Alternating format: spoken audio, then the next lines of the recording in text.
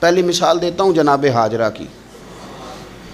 حضرت حاجرہ رضی اللہ تعالی عنہا حضرت اسماعیل علیہ السلام کی والدہ ہیں، جناب ابراہیم خلیل اللہ علیہ السلام کی اہلیہ ہیں۔ میں نے پہلے بھی ایک دفعہ کہا تھا، پھر کہتا ہوں کہ آج کل نا کاکروچ دیکھ کے، چھپکلی دیکھ کے چیخ مارنا، یہ خوف نہیں، یہ فیشن ہے۔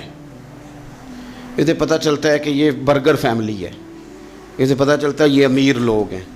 یعنی کاکروچ کھا جاتا ہے کہ چھپکلی کھا جاتی ہے، لیکن یہ نا جی وہ جی ہمارا بچہ چیخ مارتا ہے اس کو دیکھ کے، کیا مطلب ہے؟ بڑا پڑھا لکھا ہے جی، بڑی سوبر فیملی۔ یہ پڑھے لکھے نہیں، یہ بزدل ہونے کی علامت۔ کمزور پڑنا، ڈرنا، خوف کھانا، اللہ تبارک و تعالیٰ پر ایمان رکھتے ہوئے توکل میں کمزوری کرنا، معاذ اللہ۔ مسلمان کا تو یہ نظریہ نہیں نہ ہوتا، اور مسلمان عورتوں کا ہر وقت رونا کہ نصیب پتہ نہیں کیسے ہوں گے، پتہ نہیں کیا بنے گا، میرا تو کچھ بن ہی نہیں رہا۔ جب بات کرنا رو کے کرنا، جب سنانا دکھ ہی سنانا۔ یہی حال ماں کا ہے، یہی بہن کا ہے، یہی بیٹی کا ہے، الا ماشاءاللہ کچھ اچھی بھی ہیں۔ تو اس قدر زیادہ کمزور نظریات مسلمان عورتوں کے نہیں ہوتے۔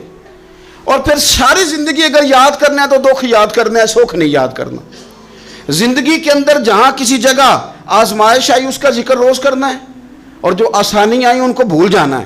حضرت حاجرہ کو جناب ابراہیم خلیل اللہ علیہ السلام چھوٹا سا بیٹا دے کے وادی غیر ذی زرعین میں چھوڑ آئے، اتنی سی کھجوریں، ایک مشکیزہ پانی کا۔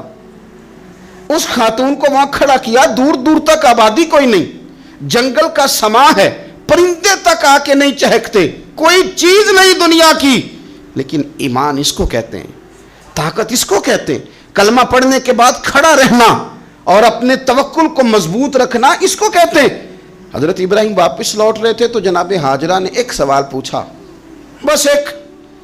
جناب حاجرہ عرض کرتی ہیں، اللہ کے خلیل، یہ اپنی مرضی سے چھوڑ کے جا رہے ہو کہ رب کا حکم ہے؟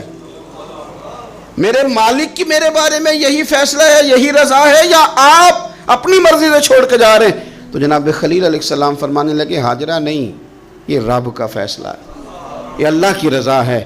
تو آپ کو بخاری میں یہ لفظ ملیں گے، جناب حاجرہ کہنے لگی، پھر آپ فکر نہ کریں، اگر رب کا یہ حکم ہے تو پھر میرا رب ہمیں کبھی بھی ضائع نہیں کرے گا۔ یہ مضبوطی ایمان کی، یہ مضبوطی، رب پھر ہمیں کبھی ضائع۔ او میرے ملت کی بیٹیوں اور بہنوں، ساری امیدیں خامن سے کیوں لگاتی ہو؟ ساری امیدیں بیٹے اور بھائی سے کیوں لگاتی ہو؟ ساری امیدیں دنیا سے کیوں لگاتی ہو؟